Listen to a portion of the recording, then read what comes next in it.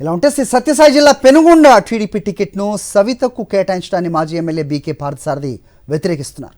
నిన్న టీడీపీ జెండాలు ఫ్లెక్సీలు దగ్ధం చేశారు బీకే వర్గీయులు. టీడీపీ కష్టకాలంలో ఉన్నప్పుడు పార్టీ బలోపేతానికి కృషి చేశానని చెప్పారు బీకే.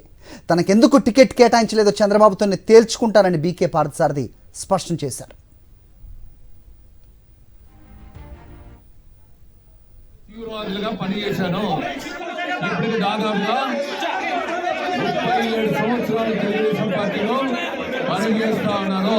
నేను కూడా 37 సంవత్సరాలు పోసాను. నాకు ఇది ఆఖరిసారి, ఇది చివరిసారి, నాకు కూడా అవకాశం ఏంటని చెప్పాను.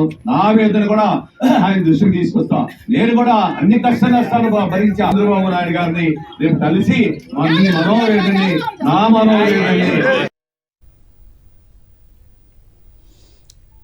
రైట్. ఇదే అంశంపై అన్ని అప్డేట్స్ మా కరెస్పాండెంట్ శివారెడ్డి ఇస్తారు. శివారెడ్డి, చెప్పండి, పార్థసారథి వర్సెస్ సవితానా, ఇక్కడ పార్టీ నాయకులు చేసిన అన్యాయాన్ని ప్రశ్నిస్తున్నారా? వాళ్ళు ఏం జరుగుతుంది అక్కడ? అప్డేట్ చెప్పండి.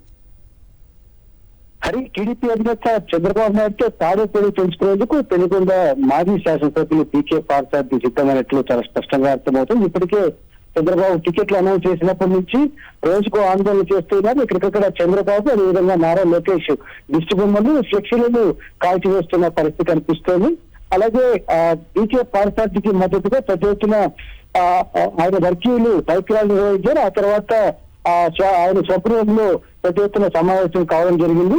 ఎందుకోసం 37 సంవత్సరాల నుంచి టీడీపీకి సేవలు అందిస్తున్న తనకు కాదని కొత్తగా సవితకు టికెట్ ఇవ్వడాన్ని ఎట్లా చూడాలనే దానిపైన పూర్తి స్థాయిలో అసంతృప్తి వ్యక్తమవుతున్న పరిస్థితి కనిపిస్తే, అందుకే పెనుగొండ కాన్స్టిట్యూన్స్ లో ఉన్న అన్ని మండలాల నేతలు, కార్యకర్తలతో ఇప్పటికీ పీకే పార్థసారథి సమావేశమయ్యారు. భవిష్యత్తు కార్యాచరణ రూపొందించుకునే పనిలో ఉన్నారు.